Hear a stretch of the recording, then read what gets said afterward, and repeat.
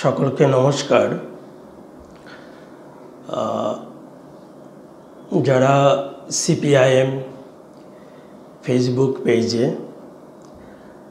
আমার এই বক্তব্য শুনছেন, আমি সকলকে শারদীয়ার প্রীতি শুভেচ্ছা অভিনন্দন জানাচ্ছি। আজকে আমার আলোচনার বিষয় হচ্ছে কৃষি সংকট ও ক্ষেত মজুরদের উপর তার প্রভাব। আমি যে বিষয়টা দিয়ে প্রথমে উল্লেখ করতে চাই সেটা হচ্ছে ভারতের কৃষিতে সংকট নব উদারবাদের নীতি গ্রহণের পর থেকে বলা যায় গভীর হতে থাকে। 1991 সাল থেকে আমাদের দেশে নয়া উদারবাদী অর্থনীতির রাস্তাটাকে প্রশস্ত করা হয়। সেই সময় থেকে দেখি আমাদের দেশে কৃষিক্ষেত্রে নানান ধরনের সংকট সেখানে তৈরি হয়েছে। বিশেষ করে দেশি বিদেশি যে বহুজাতিক সংস্থাগুলি, তাদের হাতে চাষযোগ্য যে জমি বা উর্বর জমি, সেগুলো চলে যেতে শুরু করলো, তাদের হাতে তুলে দেওয়ার ব্যবস্থা করলো সরকার। কৃষি উপকরণের উপর যে ভর্তুকি দেওয়া হতো, তারপর থেকে ক্রমশ কৃষি উপকরণের উপর থেকে ভর্তুকি প্রত্যাহার করে নেওয়া হয় বা শুরু হয়। কৃষক তার উৎপাদিত যে ফসল, সে ফসলের সঠিক দাম সে পায়নি। একটি সময় আমাদের দেশের সরকার খাদ্যশস্য সরকারি ব্যবস্থাপনায় গুদামজাত করতেন, বিশেষ করে ফুড কর্পোরেশন অফ ইন্ডিয়া, তারপরে জুট কর্পোরেশন অফ ইন্ডিয়া, এগুলোর মাধ্যমে কৃষকদের পাশে দাঁড়াতেন। কিন্তু 91 সালের পর থেকে সেটা শুরু হয়। তারপরে যেটা আমরা লক্ষ্য করি, সেটা কৃষকদের পাশে দাঁড়াবার জন্যে সরকার সেইভাবে কার্যকরী পদক্ষেপ গ্রহণ করেনি। ফলে কৃষিতে সংকট সেখানে তৈরি হয়। কৃষিকাজ অলাভজনক অবস্থায় চলে যায়। কৃষিকাজ করার ক্ষেত্রে কৃষকরা উৎসাহ হারিয়ে ফেলেন। ফলে তার প্রভাব আমাদের দেশের অর্থনীতিতে দারুণভাবে পড়ে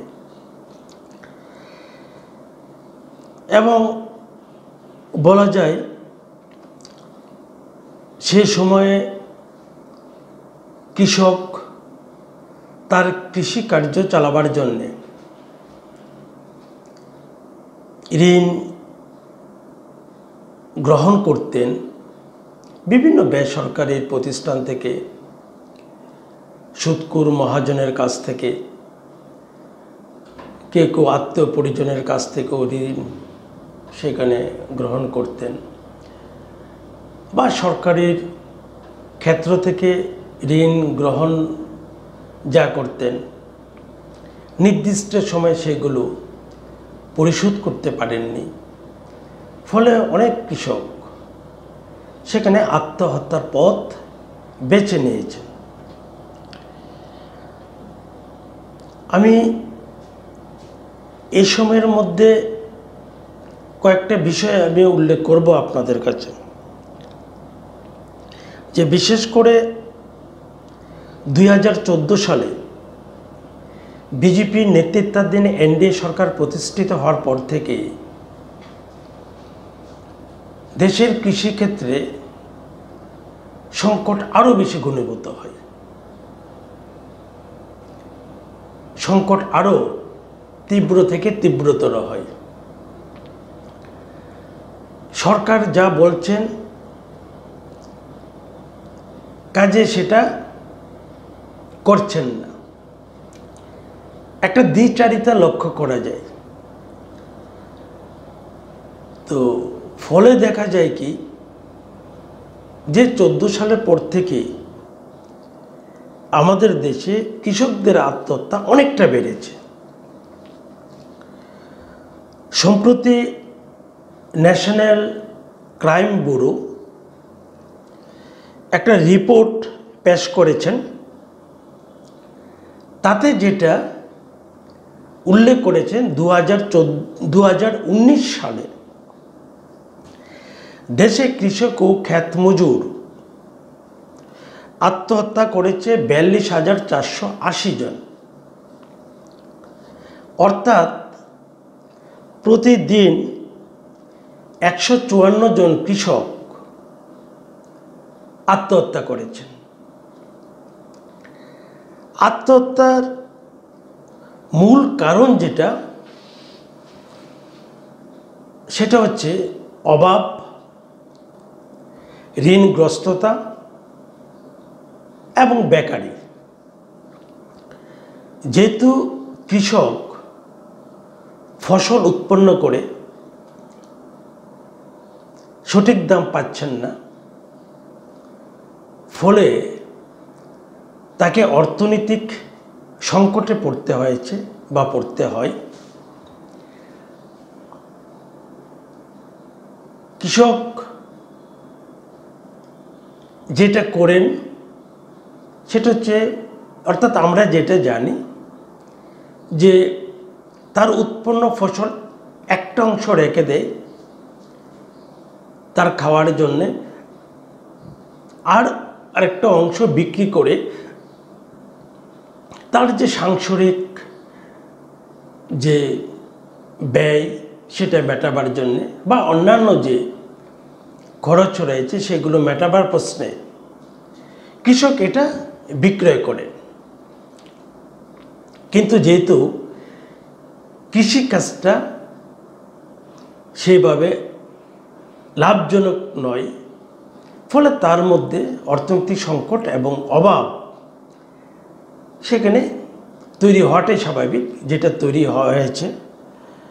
এবং ঋণগ্রস্ততার প্রশ্নে যেটা আমি আগে উল্লেখ করেছি, যে ব্যাংক থেকে হতে পারে, বেসরকারি প্রতিষ্ঠান থেকে হতে পারে, বা সুদখোর মহাজন তাদের কাছ থেকে হতে পারে, যে ঋণ গ্রহণ করেছেন বা গ্রহণ করেছিলেন সেটা তো নির্দিষ্ট সময় পরিশোধ করা যায়নি।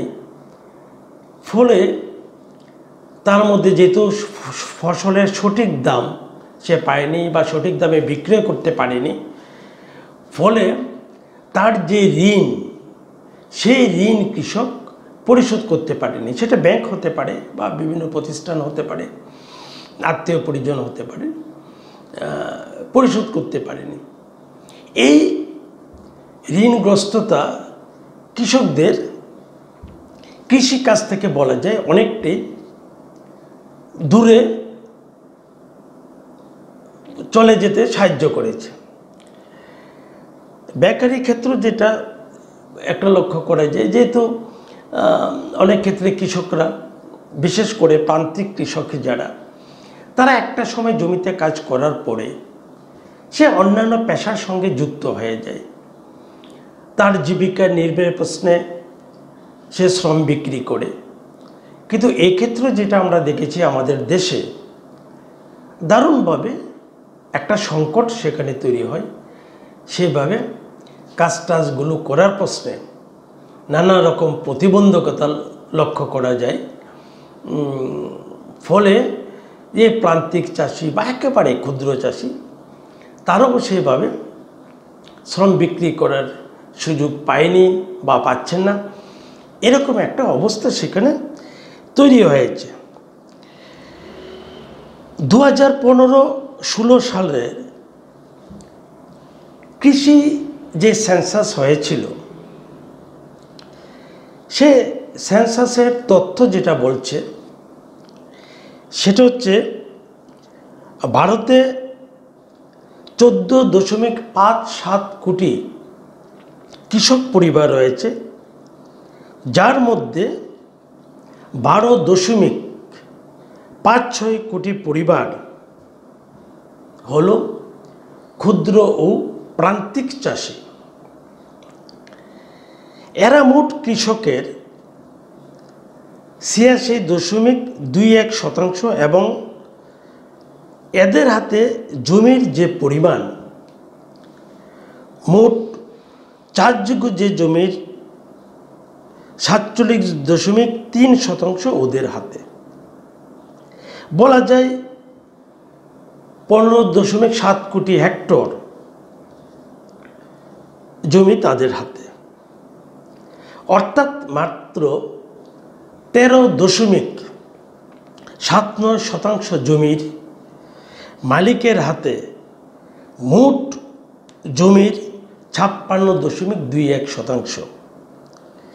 ফলে সভাপতি যেটা দেখা যাচ্ছে, ভারতবর্ষের ক্ষুদ্র এবং প্রান্তিক যে কৃষক বা চাষি, তাদের হাতে কিন্তু চাষযোগ্য জমির পরিমাণ খুবই কম। বলা যেতে পারে মাত্র 13.79 বা 14% মতো হতে পারে। তাদের হাতে কিন্তু জমি বলা যায় প্রায় 56%-এরও বেশি। ফলে কৃষি ক্ষেত্রে যে বিভিন্ন সুযোগ সুবিধাগুলি, সরকারি সুযোগ সুবিধা বা অন্যান্য যে সুযোগ সুবিধাগুলি রয়েছে, এইগুলো কিন্তু মাত্র 13.79% কৃষক এই সুবিধাটুকু গ্রহণ করতে পারছেন। আর এই যে বিশাল সংখ্যক, সেখানে যে প্রান্তিক কৃষক বা প্রান্তিক চাষি, তারা কিন্তু সেভাবে সরকারি সুযোগ সুবিধাগুলো বা অন্যান্য যে সুযোগ সুবিধাগুলো বিশেষ করে কৃষিক্ষেত্রের জন্য, সেইগুলো কিন্তু ওরা ঠিক মতো পাচ্ছেন না। এই সময়ের মধ্যে আরেকটা বিষয় আমি উল্লেখ করতে চাই আপনাদের কাছে, সেটা হচ্ছে CSDS ভারতের কৃষকদের যে অবস্থা সে সম্পর্কে একটি স্টাডি রিপোর্ট ওরা পেশ করেছে। তাতে বলেছে দেশের কৃষকদের 76% যারা জমি ছেড়ে দিতে রাজি। তারা একটা স্টাডি করেছিল, গোটা দেশে স্টাডি করেছিল, CSDS নামে সংস্থাটি। তো তাতে যেটা উল্লেখ করলো, আমি যেটা বলেছি আপনাদের কাছে, শুনেছেন আপনারা, 76% কৃষক বলছে আমরা আর সেখানে চাষের কাজে যুক্ত থাকবো না। অর্থাৎ ওরা জমি ছেড়ে দিতে রাজি। কারণ হিসাবে যেটা, সেটা হচ্ছে কারণ কৃষি বলা যায় একটা অলাভজনক, ফসলের দাম নেই, কৃষি উপকরণের উপরে ভর্তুকি ব্যয় যেটা, এটা ক্রমাগত সেখানে ছাঁটাই করা হচ্ছে। ফলে এই যে 76% কৃষক, তারা আর কৃষিকাজ করবার জন্যে সেভাবে আগ্রহ দেখাচ্ছেন না। তো এই সময় বলা যায় বিগত 25টা বছর যদি আমরা ধরি, তাতে বলা যায় যেহেতু গোটা দেশে উদারনীতি লাগু হয়েছে, বিশ্বায়িত লগ্নি পুঁজি উদারনীতির পথ ধরে দেশে আরও দ্রুত গতিতে এসেছে। ফলে আমরা যেটা দেখেছি, ওরা ঢুকেছে কৃষিতেও। ফলে কৃষিতে ভর্তুকি কমা, কৃষিতে সরকার আগে যে অর্থ ব্যয় করতেন, এখন সরকার সেটা করতে রাজি নয়। তারপরে বিকাশের হার কমেছে উদারনীতির ফলে। কৃষিজাত যে পণ্য, যেমন ফল, ভোজ্য তেল, দানা শস্য, ডাল সহ নানান ধরনের কৃষি পণ্যের আমদানির ক্ষেত্রে সরকার জোর দিয়েছেন। এখন যেটা আমার দেশে কৃষক উৎপন্ন করতে পারে, উদারনীতির ফলে স্বভাবতই বাজার খুলে গেল, সেখানে সরকার জোর দিল আমদানির উপরে। ফলে আমার দেশে কৃষক মার খেল। যেটা একটা সময় এদেশে কৃষক উৎপন্ন করত, সেটা আমদানি করা হচ্ছে। এই একটা অবস্থা সেখানে দেশে চলছে। আমাদের দেশে কৃষি এখন বলা যায় ক্রমেই পুঁজি ও প্রযুক্তি নির্ভর হচ্ছে। কৃষি উৎপাদনের যে স্বয়ংবরতা অর্জন করা বা কৃষিতে কর্মসংস্থান বাড়ানো, কোনোটাই কর্পোরেট পুঁজির তো উদ্দেশ্য নয়। কর্পোরেট পুঁজিগুলো কখনো চাইবে না সেখানে কর্মসংস্থান কৃষিক্ষেত্রে বাড়ুক, তারপরে কৃষি উৎপাদনে যে স্বাবলম্বী হওয়া, এটা নিশ্চয়ই কর্পোরেট পুঁজিগুলো চাইবে না। যেহেতু আমরা জানি যে পুঁজির চরিত্রটাই হলো সেখানে মুনাফা বাড়ানো। ফলে এই কর্পোরেট সংস্থাগুলো, দেশি বিদেশি কর্পোরেট সংস্থাগুলো বলা যায় সেখানে তারা পুঁজি বিনিয়োগ করছে অধিক মুনাফার প্রশ্নে বা মুনাফার জন্যে। আমার দেশের সরকার এই কর্পোরেট সংস্থাগুলোর স্বার্থ সেভাবে দেখছেন। আমি পরবর্তী সময়ে সে বিষয়ে সংক্ষিপ্তভাবে উল্লেখ করব। জাতীয় নমুনা সমীক্ষা সংস্থা, যেটাকে আমরা বলি NSSO, এই সংস্থাটি তাদের একটা প্রতিবেদনে বলেছে 2011-2012 সালে, এই সময়টা থেকে যদি আমরা ধরি 2017-18 মধ্যে, এই যে গ্রামীণ যে পরিবারগুলো, তাদের ব্যয় করার ক্ষমতা 9% কমে গেছে। তাদের মধ্যে কারা আছে? এই গ্রামীণ পরিবারগুলোর মধ্যে। গ্রামীণ পরিবারগুলোর মধ্যে যেমন প্রান্তিক কৃষক রয়েছে, ক্ষেত মজুররা রয়েছে। ফলে এটাও বলা যায় আমাদের কৃষিতে একটা সমস্যা তৈরি করেছে। 2011-12 এবং 2015-16 মধ্যে কৃষকদের আয় কেবল বছরে 0.44% বৃদ্ধি পেয়েছিল, কিন্তু তারপর থেকে এই সময়টুকু পর্যন্ত সেভাবে কিন্তু তাদের আয় বৃদ্ধি পায়নি। এবং আমার দেশের সরকার ফলাও করে প্রচার করছে 2022 সালে কৃষকের আয় দ্বিগুণ হবে। আমরা বলছি, সঙ্গত কারণে আমরা বলছি, এটা একেবারে ভিত্তিহীন, বাস্তবের সঙ্গে যার কোনো একেবারেই মিল নেই। এই যে কৃষক যারা আছে তাদের একটা বড় অংশ যেটা আমরা জানি সেটা হচ্ছে বিশেষ করে ছোট কৃষক, মানে ক্ষুদ্র কৃষক যারা ক্ষেত মজুর অংশের মানুষ, যারা অধিকাংশ যেহেতু তারা গরিব অংশের মানুষ, সেক্ষেত্রে তাদের উপর আরেকটা অর্থনৈতিক আঘাত যেটা নেমে আসলো সেটা হচ্ছে এই যে বাজেট যেটা হয়ে গেল, তাতে আমরা যেটা দেখেছি এই বাজেটে রেগার বরাদ্দ 13.3% বা প্রায় 9,501 কোটি টাকা সেখানে কম করা হয়েছে। সরকার খাদ্যের উপর যে ভর্তুকি, এটা ব্যাপকভাবে কমিয়ে দিয়েছে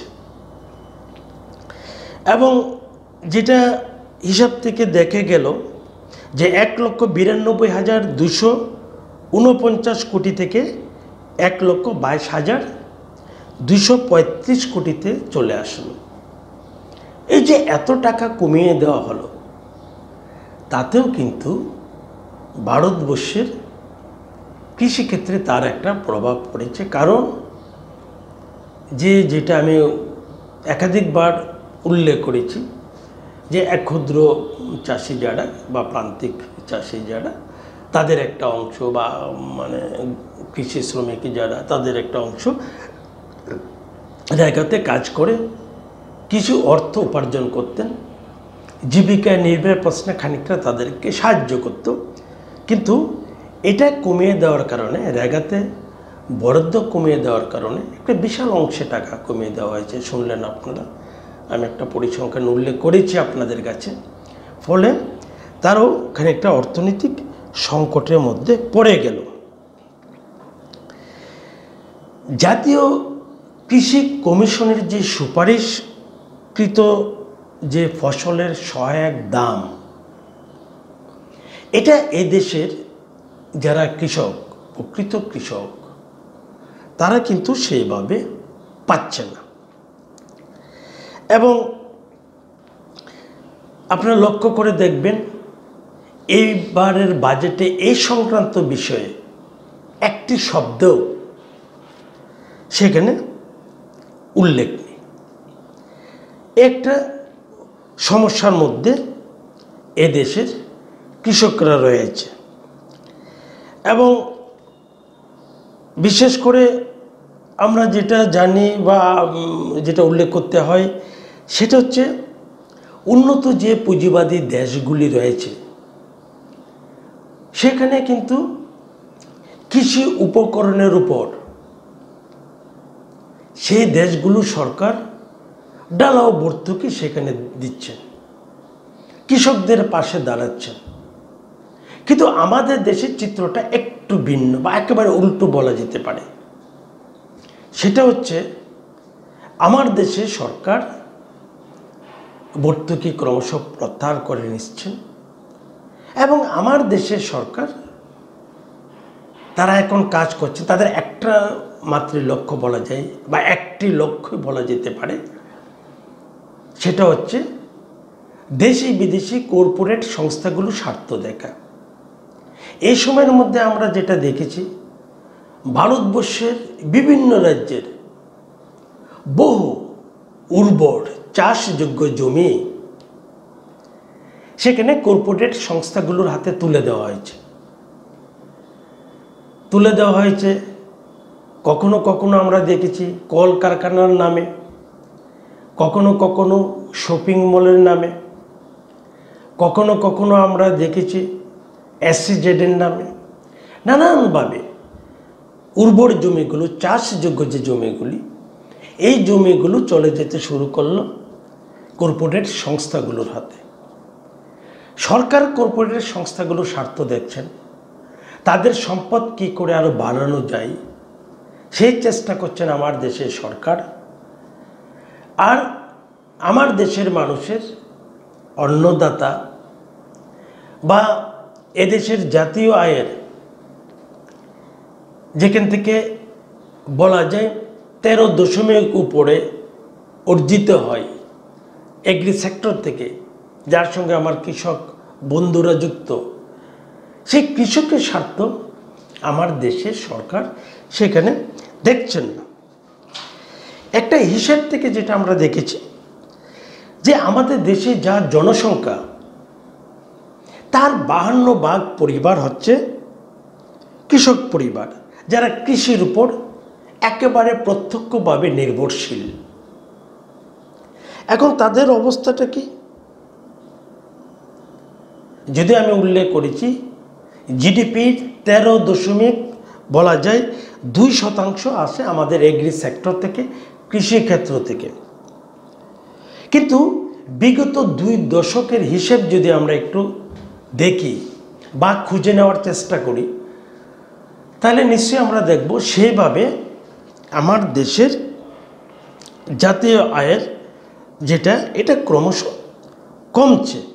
সঙ্গত কারণে কমছে, যেহেতু কৃষিক্ষেত্রের উপর সরকার সেভাবে গুরুত্ব দিচ্ছেন না। কৃষকদের পাশে যেভাবে দাঁড়াবার কথা, কৃষিক্ষেত্রটাকে রক্ষা করার প্রশ্নে সরকারের যে উদ্যোগটুকু, যে বাস্তব অভিমুখ ভিত্তিক পরিকল্পনা নেওয়ার কথা, সেই ক্ষেত্রে সরকার হাত তুলে বসে আছে। ফলে এই সময়ের মধ্যে বলা যায় কৃষিক্ষেত্র থেকে জাতীয় আয়ের অংশটা অনেকটাই সেখানে কমছে। কৃষি ও কৃষকের এই যে বিপন্নতা, এটা বলা যায় ক্রমবর্ধমান। এটা কেন্দ্র এবং রাজ্য সরকার অবস্থানটা যদি আমরা দেখি, তাহলে দেখব যে দুটো সরকারই কৃষক বিরোধী। আমি আগে উল্লেখ করেছি এই সরকার, কেন্দ্রীয় সরকার এবং রাজ্য সরকার কৃষকদের পাশে।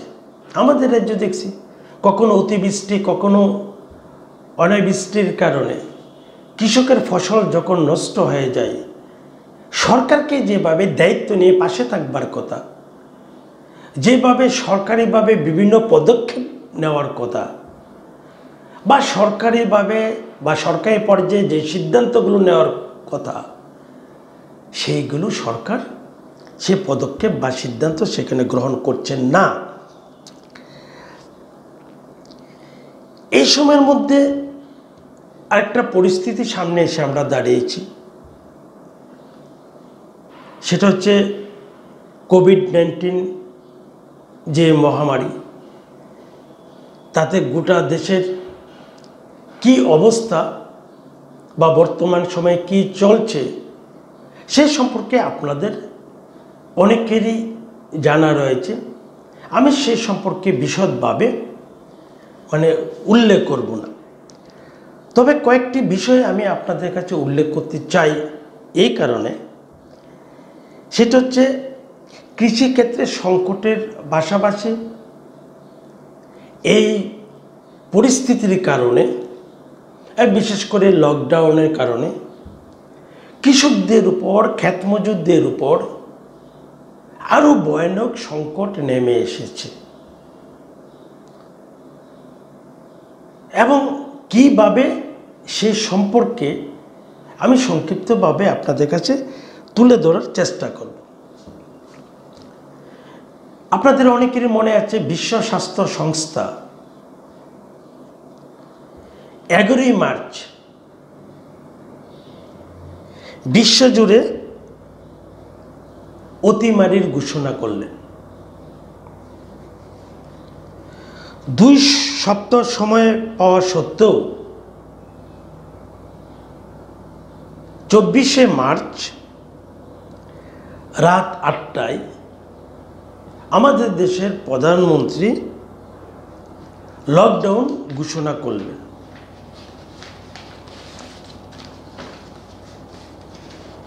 এই লকডাউন যেটা ঘোষণা করা হলো তাতে নানা রকম সমস্যা গোটা দেশে তৈরি হয়েছে। এই বিষয়গুলো আপনারা জানেন। বিশেষ করে পরিবহন ক্ষেত্রে আমরা যেটা দেখেছি, মানে অনেকটা বলা যায় 4 ঘন্টার মধ্যে সমস্ত কিছুকে বন্ধ করে দেওয়া হলো। পরিবহনের ক্ষেত্রে গোটা দেশের মধ্যে আমরা যেটাকে লাইফলাইন বলি, রেল বন্ধ করে দেওয়া হলো, বিমান বন্ধ করে দেওয়া হলো, অন্যান্য পরিবহনের যে সেক্টরগুলো ছিল বন্ধ করে দেওয়া হলো। আর বিদেশে যারা থাকে, পড়াশোনার ক্ষেত্রে হতে পারে, তার বিজনেসের ক্ষেত্রে হতে পারে, তাদেরকে আনার জন্য সরকারের সে উদ্যোগটা আমরা দেখেছি। কিন্তু আমাদের দেশে লক্ষ লক্ষ যে পরিযায়ী শ্রমিক বা অন্যান্য অংশের মানুষ বিভিন্ন রাজ্যে রয়েছে, তাদের নিজ নিজ বাড়িতে বা যে এলাকায় তাদের বাসস্থান, সেখানে যাওয়ার জন্য সরকারের কোনো পরিবহন সেক্টর সেভাবে কাজ করেনি। ফলে আমরা দেখেছি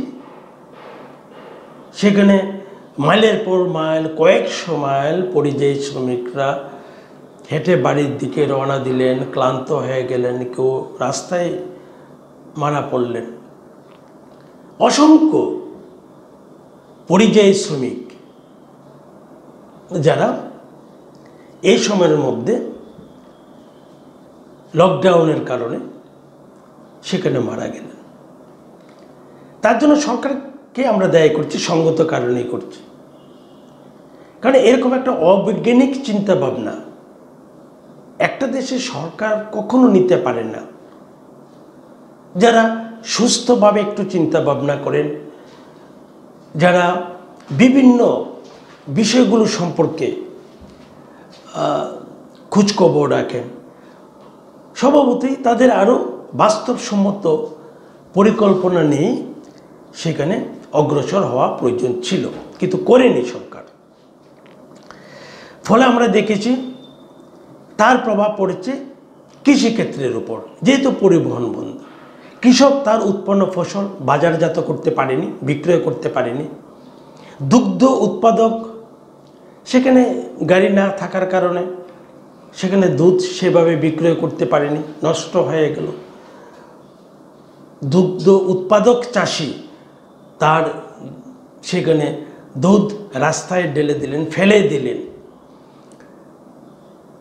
সবজি বিক্রয় করতে পারেনি, নষ্ট হয়ে গেল, জমিতে নষ্ট হয়ে গেল, বা বাজারজাত না করতে পারার কারণে অনেক সবজি সেখানে নষ্ট হয়ে গেল। কৃষকের হাতে পয়সা আসলো না, সমস্যায় পড়ে গেল। পরিবহনের অভাবে শ্রমিক সেভাবে পাওয়া যায়নি, ট্রাক্টর চালাবার জন্য ড্রাইভার পাওয়া যায়নি। এরকম একটা অবস্থা সেখানে তৈরি হলো। তার ভয়ানক প্রভাব পড়েছে এই কৃষিক্ষেত্রের উপরে, দারুণভাবে পড়েছে। ফলে এই সময়ের মধ্যে যেটা আমরা দেখেছি, কৃষকদের পাশে সরকার সেভাবে দাঁড়ায়নি। যেভাবে দাঁড়াবার কথা ছিল সেভাবে সরকার পাশে দাঁড়ায়নি।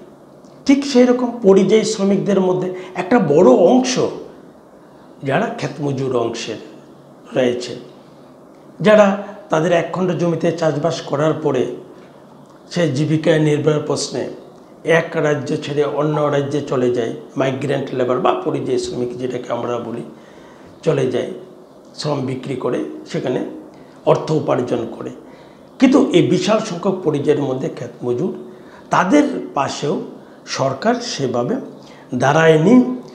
ফলে তাদের সামনেও একটা ভয়ানক সংকট নেমে আসে। অনাহারে অর্ধাহারে ভারতবর্ষের লক্ষ লক্ষ পরিযায়ী শ্রমিক দিন কাটিয়েছেন, এখনও কাটাচ্ছেন। কেউ বলা যায় খিদের জ্বালায় আত্মহত্যা করেছেন, কেউ মারা গেছেন, এরকম চিত্র গোটা দেশে আমরা প্রত্যক্ষ করেছি। এই কৃষক বিরোধী যে কার্যকলাপ বলা যায়, এখানে কিন্তু শেষ নয়। আমরা কি দেখেছি, এই লকডাউনে যখন কৃষক এবং সমস্ত মানুষ গৃহবন্দী, কোনো দাবি তোলার অধিকার নেই,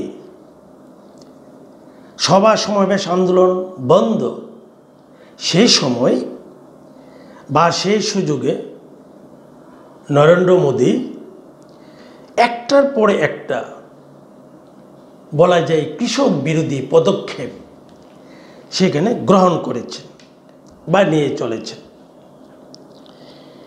এই সময়ের মধ্যে যেটা আমরা দেখলাম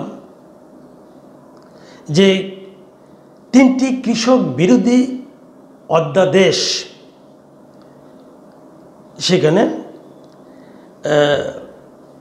গ্রহণ করলেন। তাতে যেটা দেখা গেল, এই অধ্যাদেশগুলোর মাধ্যমে কৃষক সমাজের চরম সর্বনাশের ব্যবস্থা করা হয়েছে। কৃষকের অনেকগুলো অধিকার এর মাধ্যমে কেড়ে নেওয়ার ব্যবস্থা করেছে সরকার। এর মধ্য দিয়ে আমাদের দেশের কৃষক ভিত্তিক কৃষিকে পরিবর্তন করে কর্পোরেট ভিত্তিক কৃষিতে রূপান্তরণের ব্যবস্থা করল সরকার। ফলে গোটা দেশে আওয়াজ উঠেছে যে খেতি বাঁচাও, কর্পোরেট বাগাও। গোটা দেশে এই আওয়াজ উঠেছে। এবং বিশেষ করে যেটা আরও উল্লেখ করতে হয়, এই লকডাউনের বর্তমান পরিস্থিতিতে সামাজিক, রাজনৈতিক, সাংগঠনিক, গণতান্ত্রিক, সাংবিধানিক সমস্ত অধিকার আজ আক্রান্ত। লকডাউনের আড়ালে মোদী সরকার জনগণকে গড়ে বসিয়ে রেখে সব রকম জনবিরোধী, শ্রমিক বিরোধী, কৃষক বিরোধী কার্যকলাপ সমাধান করতে চাইছে। এবং এই একটা পরিস্থিতিতে যেটা লক্ষ্য করা যায়, সেটা হচ্ছে, যেটা দেখলাম সরকারের কাছ থেকে, সেটা হচ্ছে অতিমারি প্যাকেজে কৃষি পরিকাঠামো গড়ে তোলার লক্ষ্যে সরকার 1 লক্ষ কোটি টাকা প্রকল্প ঘোষণা করেছে।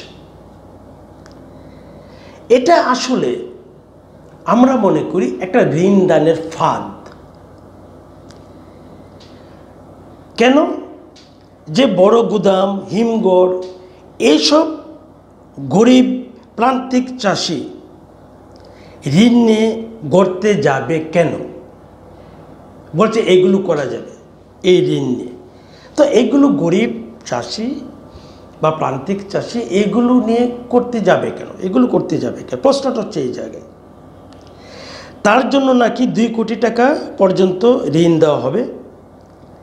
কৃষক ক্লাব, কৃষি পণ্যের যে ব্যবসায়ী সংগঠনগুলি আছে, তাদেরকে সরকার সেখানে ঋণ দেবেন। কিন্তু কোনো কৃষককে সরাসরি দেবেন না। কাদের দেবেন? যেটা আমি উল্লেখ করেছি, কৃষক ক্লাব, কৃষক যে সংগঠনগুলো আছে তাদেরকে সেখানে দেবে। সাধারণত এতে উপকৃত হবে আমরা মনে করি, সেটা হচ্ছে চালাক চতুর কিছু ব্যক্তি উপকৃত হতে পারে, যাদের অনেকে হয়তো চাষির পর্যায়ভুক্ত নয়। এই অংশটা সেখানে উপকৃত হবে। তো এই বিষয়টা আমি আপনাদের কাছে তুলে ধরলাম। কৃষিক্ষেত্রে সংকট, লকডাউনে আমাদের যে অবস্থাটা তৈরি হয়েছে আমি সংক্ষিপ্তভাবে আপনাদের কাছে তুলে ধরলাম। এখন আমি যেটা সংক্ষিপ্তভাবে বলবো আপনাদের কাছে, যে তার প্রভাবটা ক্ষেত মজুরদের উপর কিভাবে পড়ল। এটা হচ্ছে, আমরা বলি যে গ্রামীণ গরিবের সিংহভাগ হচ্ছে ক্ষেত মজুর। লেনিনের ভাষায় যেটা বলতে হয় যে ক্ষেত মজুরা হচ্ছে গ্রামীণ সর্বহারা, গ্রামীণ প্রলেতারিয়েত। ভারতবর্ষে এই সংখ্যাটা প্রায় 17-18 কোটি হয়ে যাবে। জনসংখ্যার একটা বিশাল সংখ্যক সেখানে ক্ষেত মজুর অংশের মানুষ। বলা যায় জনসংখ্যার বৃদ্ধির হারের চেয়েও ক্ষেত মজুর বৃদ্ধির হারটা অনেকটাই বেশি। কেন বেশি? আমি আমার পূর্বে বিষয়গুলোর মধ্যে উল্লেখ করার চেষ্টা করেছি আপনাদের কাছে, যে কৃষিক্ষেত্রে যেহেতু সংকট, ফলে প্রান্তিক চাষি বলা যায় প্রতিদিন জমি হারিয়ে ভূমিহীন ক্ষেত মজুরে পরিণত হচ্ছে। যেহেতু কৃষি এখন অলাভজনক, সরকার সেভাবে কৃষকের পাশে দাঁড়াচ্ছে না, ফলে কৃষক এখন জমি হারিয়ে ভূমিহীন ক্ষেত মজুরে পরিণত হচ্ছেন। ফলে সংখ্যাটা প্রতিদিন গোটা দেশে বাড়ছে। এই যে ক্ষেত মজুর অংশের মানুষ, গ্রামীণ সর্বহারা, অধিকাংশ গরিব, তারা যে জায়গায় বসবাস করে ভারতবর্ষের বিভিন্ন রাজ্যে, সমীক্ষাতে যেটা দেখা গেছে যে তাদের বাসস্থান এলাকাগুলিতে এখনও বিদ্যুৎ পরিষেবা সেভাবে পৌঁছায়নি, শিক্ষা প্রতিষ্ঠান সেভাবে গড়ে ওঠেনি, যোগাযোগ ব্যবস্থা সেভাবে গড়ে ওঠেনি, পানীয় জল সেভাবে তাদের কাছে পৌঁছে দেওয়া হয়নি, ফলে স্বাস্থ্য পরিষেবা সেভাবে পৌঁছায়নি। ফলে এই জনসংখ্যার একটা বিশাল সংখ্যক এই যে ভূমিহীন ক্ষেত মজুর, তারা বলা যায় নানানভাবে অপুষ্টিতে ভুগছেন। বলা যায় স্বাস্থ্য পরিষেবার ঠিকমতো তাদের কাছে না পৌঁছাবার জন্যে নানান রকম সারা বলা যায় প্রতি বছর বিভিন্ন রোগে সেখানে আক্রান্ত হচ্ছেন। তাদের পাশে আমার দেশে সরকার এই স্বাধীনতার এত কিছুর পরেও বলা যায় কোনো সরকার সেভাবে দাঁড়ায়নি। যে এই যে ভারতবর্ষের জনসংখ্যার এই 17-18 কোটি যে ভূমিহীন ক্ষেত মজুর, তাদেরকে কী করে অর্থনৈতিক দিক থেকে স্বাবলম্বী করা যায়, তার জন্য সরকারের যে বাস্তব অভিমুখ ভিত্তিক যে পরিকল্পনা গ্রহণ করা দরকার ছিল, বাজেটে অর্থ সংস্থানের ব্যবস্থা করা দরকার ছিল, সরকার কিন্তু সেইভাবে করেনি, তাদের পাশে দাঁড়ায়নি। এবং আমরা যেটা বলেছি যে এই যে ক্ষেত মজুর, তাদের পাশে 3টি প্রধান সমস্যা এখন গোটা দেশে যেটা দেখছি আমরা, কি সেটা? কাজ, মজুরি, ভূমি বন্টন। কাজ তো পাচ্ছে না, যেটা আমি আগে উল্লেখ করেছি। গ্রামীণ কর্মসংস্থানের ক্ষেত্রে সরকার সেভাবে টাকা বরাদ্দ করছেন না, রেগাতে টাকা কমিয়ে দিচ্ছেন। প্রায় 13% উপর বাজেটের টাকা এবার কমিয়ে দেওয়া হলো, কাজ পাচ্ছেন না। বিভিন্ন রাজ্যের ক্ষেত্রেও বলা যায় পরিযায়ী শ্রমিক হিসাবে এক রাজ্যে ছেড়ে অন্য রাজ্যে চলে যায় কলে কারখানায় কাজ করবার জন্য, সেই জায়গায়ও কাজ নেই, কাজ কমে যাচ্ছে। বছরে একটা সময় 112 থেকে 15 দিন গড় হিসাবে কাজ করতে পারতেন, এখন কমতে কমতে এতটা নিচে নেমে এসছে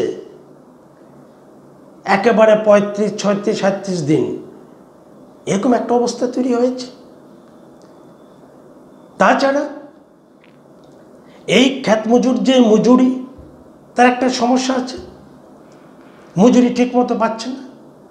এখনও ভারতবর্ষে দাসত্ব শ্রমিক, আমরা যেটাকে বন্ডেড লেবার বলি, এখনও দাসত্ব শ্রমিক দেখা যায়। কোনো কোনো ক্ষেত্রে দেখা যায় সেখানে পেটে ভাতে কাজ করে, অল্প মজুরিতে মালিকের অন্যায় শর্ত মেনে সেখানে কাজ করতে হচ্ছে। এই একটা অবস্থা, একেবারে ন্যূনতম মজুরি, তার মধ্যে মহিলা ক্ষেত মজুর যারা, তারা আবার কম মজুরি পাচ্ছেন, পুরুষের তুলনায় অনেকটাই কম মজুরি পাচ্ছেন। একটা চিত্র গোটা দেশে আমরা দেখেছি, ভূমি বন্টনের ক্ষেত্রে আমরা দেখেছি। এই ক্ষেত্রে একটা বিষয় উল্লেখ করতে হয়, আমরা বলছি সিলিং উদ্বৃত্ত যে জমি আছে, এই জমি তুমি ভূমিহীন ক্ষেত মজুরের মধ্যে বন্টন করো। কিন্তু ভারতবর্ষের বামপন্থী পরিচালিত রাজ্যগুলো বাদ দিলে পড়ে 1957 সালে আমরা দেখেছি এম.এস. নাম্বুদিপাদের নেতৃত্বে যখন কেরালায় প্রথম বামপন্থীদের নেতৃত্বে সরকার তৈরি হলো, তারা ভূমি সংস্কারের উপর জোর দিলেন। 1977 সালে আমরা দেখেছি পশ্চিমবাংলায় যখন বামপন্থী ফ্রন্ট সরকার গড়ে উঠল, সেখানে আমরা দেখেছি ভূমি সংস্কারের উপর জোর দেওয়া হলো। প্রান্তিক চাষি যারা ক্ষুদ্র চাষি, ভূমিহীন ক্ষেত মজুর, তাদের হাতে সরকার চাষযোগ্য জমি তুলে দেওয়ার ব্যবস্থা করলেন। এটা আমি দেখেছি অন্যান্য রাজ্যে, কিন্তু সেভাবে ভূমি সংস্কার হয়নি। আমরা দাবি করছি যে সিলিং উদ্বৃত্ত যে জমি রয়েছে, এটা যদি ভূমিহীন ক্ষেত মজুরদের হাতে দেওয়া যায়, তাহলে ভারতবর্ষের কৃষিক্ষেত্র, এগ্রি সেক্টর লাভবান হবে। কৃষিক্ষেত্রে যদি জাতীয় আয় বাড়ে, ভারতবর্ষের অর্থনৈতিক চিত্রটা, চেহারাটাই অনেকটা পাল্টে যাবে। কিন্তু সেই দিকে আমার দেশের সরকার যেতে রাজি নয়। সরকার এখন ব্যস্ত হয়ে পড়েছেন, ওভার টাইম খাটছেন ভারতবর্ষের এবং ভারতবর্ষের বাইরে কর্পোরেট সংস্থাগুলির সম্পদকে কী করে আরও স্ফীত করা যায়, এ হচ্ছে সরকারের লক্ষ্য। এক্ষেত্রে আমরা যেটা দেখেছি যে কৃষকদের যে সমস্যাগুলো, তার প্রভাব ক্ষেত মজুরদের পড়ছে, পড়াটাই স্বাভাবিক। এগ্রি সেক্টরে যখন ক্রাইসিস হবে, কৃষিক্ষেত্রে যখন সংকট তৈরি হবে, তার প্রভাব ক্ষেত মজুরদের উপর পড়তে বাধ্য। ফলে সেই জায়গায় দেখছি আমরা যে অধিকাংশ গোটা দেশের এই ভূমিহীন ক্ষেত মজুর আজকে সেখানে অসংগঠিত শ্রমিকে নাম লিখাচ্ছেন, যেটা ভারতবর্ষের প্রায় 93% অসংগঠিত শ্রমিক। সেই জায়গায় প্রান্তিক চাষি হতে পারে, তারাও ভিড় জমাচ্ছেন সেই জায়গায়, জমি হারিয়ে ক্ষেত মজুর সেই জায়গায় যাচ্ছেন। অর্থাৎ গোটা দেশে বলা যায় ক্ষেত মজুরদের উপর নানান দিক থেকে সেখানে সংকট তৈরি হয়েছে। আরেকটা বিষয় আমি আপনাদের কাছে উল্লেখ করতে চাই, সেটা হচ্ছে সামাজিক বলা যায় অনগ্রসর সম্প্রদায় কল্যাণ যে প্রকল্প, এই বছর বাজেটে সরকার এটা দারুণভাবে কমিয়ে দিয়েছে। একটা সময় আমরা দেখতাম যে তাতে যারা কৃষি শ্রমিক, ক্ষেত মজুর অংশের মানুষ, তারা এই সামাজিক ক্ষেত্রগুলো, সোশ্যাল সেক্টরের বিভিন্ন যে প্রকল্পগুলো ছিল, তার মাধ্যমে অর্থনৈতিক দিক থেকে অনেকটাই উপকৃত হতেন। কিন্তু যেহেতু বাজেটে সেইভাবে অধিক অর্থ বরাদ্দ করেনি সরকার, কমিয়ে দিয়েছেন, তার প্রভাবও ক্ষেত মজুরদের উপর দারুণভাবে পড়েছে। আমি এই বিষয়টা আমি যেটা উল্লেখ করতে চাই, আমাদের এখন কাজ হবে সেটা হচ্ছে এই যে কেন্দ্রীয় সরকার এবং রাজ্য সরকার, তাদের যে জনবিরোধী নীতিগুলো রয়েছে, প্রতিটা জনবিরোধী নীতির বিরুদ্ধে আমাদের আন্দোলনকে আরও বেশি প্রসারিত করতে হবে।